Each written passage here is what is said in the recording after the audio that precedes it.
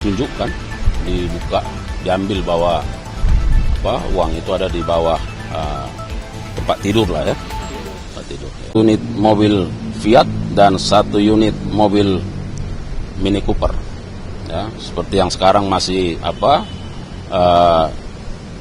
terpajang di sini ya. Sedangkan terhadap penyitaan untuk barang bukti berupa kendaraan atau mobil dan sejenisnya yang terdahulu itu sudah dilakukan penyimpanan di Rubasan ya. Jadi itu mekanismenya supaya rekan-rekan media juga dan masyarakat bisa memahami.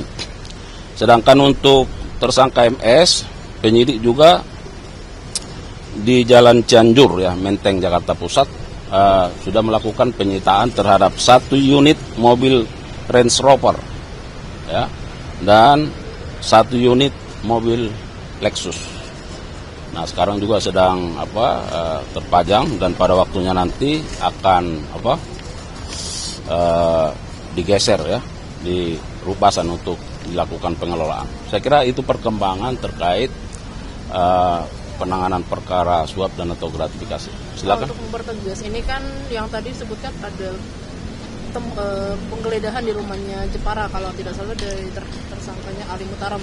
Itu benar uangnya ditemukan di bawah kasur atau gimana Pak? Iya. Jadi sewaktu itu kan tim kita ke sana melakukan penggeledahan. Memang sedikit ada karena setelah digeledah belum ada jawaban ya. Nah, jadi ketika saudara AM diperiksa di sini ya, berkomunikasi dengan keluarga di sana, akhirnya itu ditunjukkan, dibuka, diambil bahwa uang itu ada di bawah tempat tidur lah ya. Tempat tidur ya. Nominalnya berapa niatan untuk disembunyikan uang itu ya Pak? Ya mungkin kan disimpan di sana. Nah tapi karena yang bersangkutan kan sudah di sini kan waktu itu, yang di sana ada kan keluarga. Nah bisa saja yang mengetahui itu kan yang bersangkutan. Jadi waktu tim penyidik ke sana itu ya sepertinya tidak menemukan gitu ya. Tapi setelah ditanya ternyata ada, dikomunikasikan dan itu benar ada. Dan itu diakui uang hasil suap memang? Ya itu yang terus didalami ya. Kalaupun itu yang kita bilang bahwa terhadap semua perampasan aset-aset ini kan dalam rangka bagaimana pemulihan terhadap kerugian dalam perkara ini setidaknya dikaitkan dengan apakah itu merupakan alat atau hasil kejahatan. Ya. Uang yang dibawa itu kan tadi 5,5 M, berarti itu yang kemarin diserahkan dari MS ke AR melalui WG itu berarti ya? Nah ya itu juga yang mau didalami, apakah itu merupakan aliran itu yang belum digunakan atau memang itu dari ya simpanan, mungkin dari yang lain kan kita belum tahu ya. Untuk 2 kapal Iya.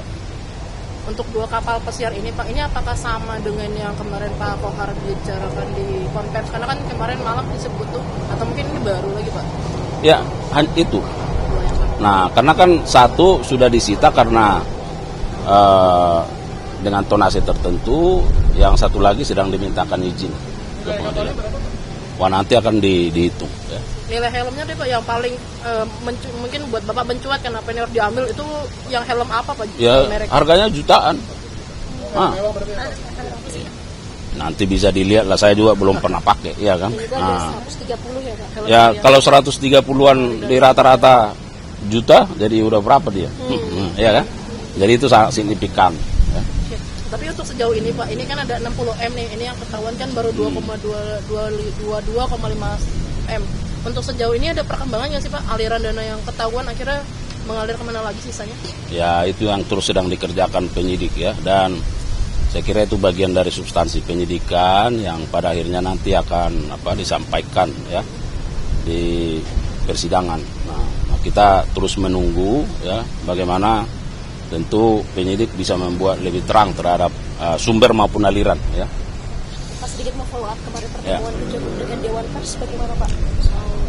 Nah, jadi yang pertama bahwa pertemuan kita dengan Dewan Pers berlangsung dengan baik, dengan penuh kehangatan dan penuh saling pengertian ya, seperti yang sudah disampaikan bahwa masing-masing pihak baik Dewan Pers maupun kita saling menghormati terhadap proses yang sedang berlangsung. Saya hanya mau sampaikan sebagai penegasan, yang pertama bahwa kepada rekan-rekan para jurnalis, silakanlah terus berkarya dengan karya jurnalistiknya dan silakanlah melakukan kritik, ya, karena itu juga bagian dari kerja-kerja jurnalistik, ya. Dan yang kedua tentu saya harus tegaskan bahwa sekali lagi kami tidak pernah anti kritik terhadap produk jurnalistik. Itu yang harus dipahami. Dalam kaitan perkara ini kami sudah tegaskan bahwa dari sisi niatnya, sisi niat pelaku yang berkolaborasi bekerja sama dengan pihak-pihak terkait, bahwa dia menggunakan media sebagai alat. Itu saja.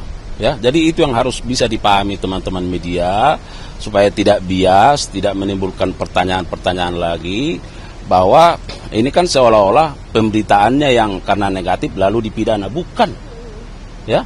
Karena sama halnya seperti ada pemberitaan baik dan ada pemberitaan tidak baik. Ada pemberitaan yang mengkritisi, ada yang tidak mengkritisi. Saya kira itu semua menjadi produk jurnalistik, ya kan? Dan itu menjadi ranahnya apakah ada sisi etika di situ. Tetapi yang kita sidik sekarang yang oleh penyidik adalah terkait dengan permufakatan jahat. Ada niat jahatnya yang dilakukan oleh pelaku ini bekerja sama dengan apa? Dengan pihak-pihak yang sudah disebutkan. Untuk apa? Untuk menciptakan opini publik yang akan mempengaruhi terhadap kerja-kerjanya aparat penegak hukum.